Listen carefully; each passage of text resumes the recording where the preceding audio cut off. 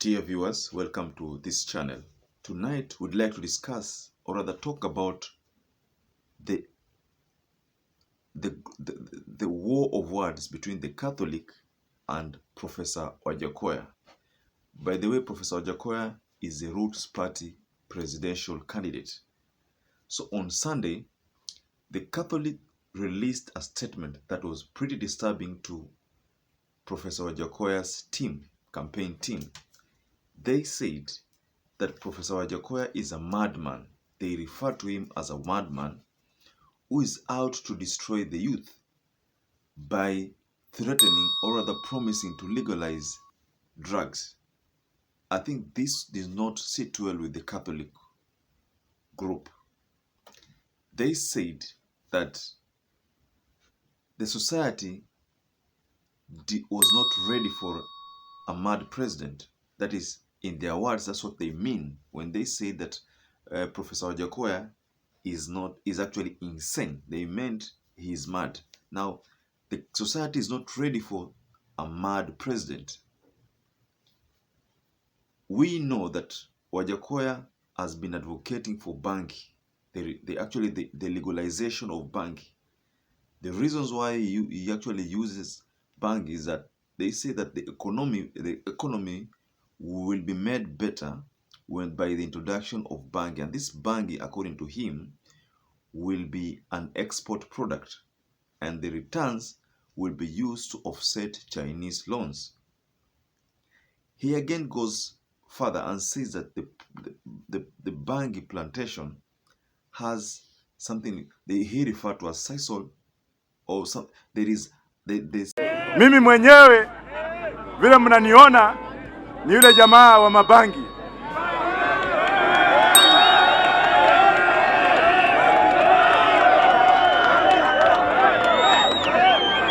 Wengi wameniita wazimu na wengi wamesema mambo mingi, lakini hiyo bangi tunataka tuitengeneze iwe ni dawa ya kutibu kansa, iwe ni ya commercialization, ile ya kujenga matafari. Something that is going to produce this, whatever substance that will be produced from bangi will be used to hang corrupt leaders. Ladies and gentlemen, however interesting Professor WAJACKOYAH seems to be, I think there are countries that have legalized bangi consumption. So it is not a strange thing per se if actually he advocates for bangi. But the Catholic did not find these statements, they didn't actually like the statement. The statement did not sit well with them. And they vote to actually shoot down his campaigns because they find that the campaigns of drug usage is not one that we would like to have in Kenya. So what they are literally saying is that Professor WAJACKOYAH should not be given a chance to run the country, because if he's given the chance, then he is going to encourage the use of drugs. I think that the government has been fighting. You know, they think that if youths are subjected to usage of drug, then we might have a society that is full of drug abuse. So the Catholic is trying to protect the society.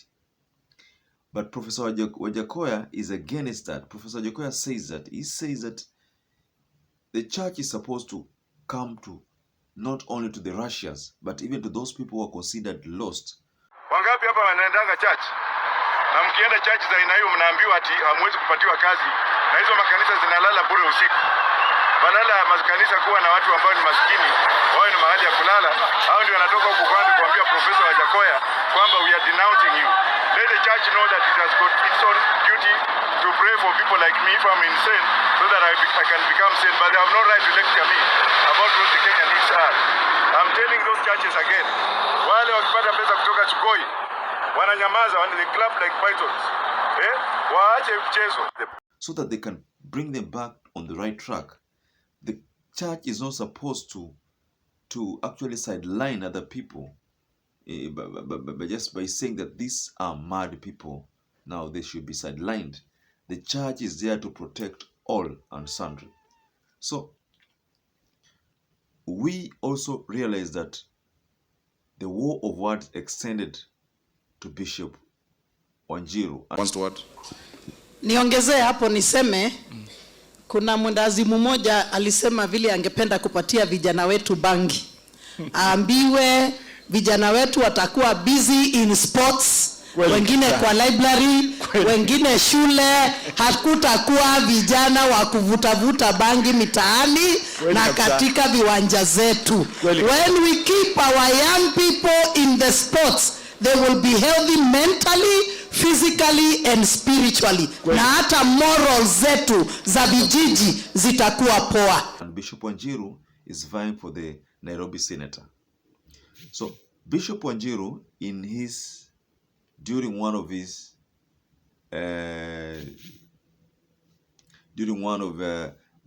economic forums in Nairobi, she said that Professor WAJACKOYAH is a mad man because of the bangi aspect.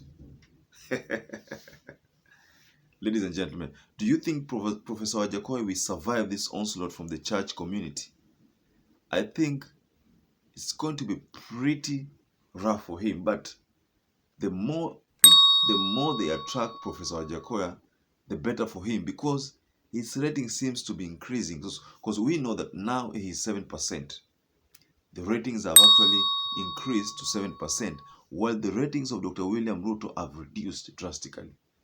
Now, what I think this narrative of bangi is trying to eat into Ruto's voter basket, because we know that Ruto has been advocating for hustlers' activities, trying to position himself as a hustler. Now, WAJACKOYAH has actually presented himself as the true hustler, because we know the history of Professor WAJACKOYAH.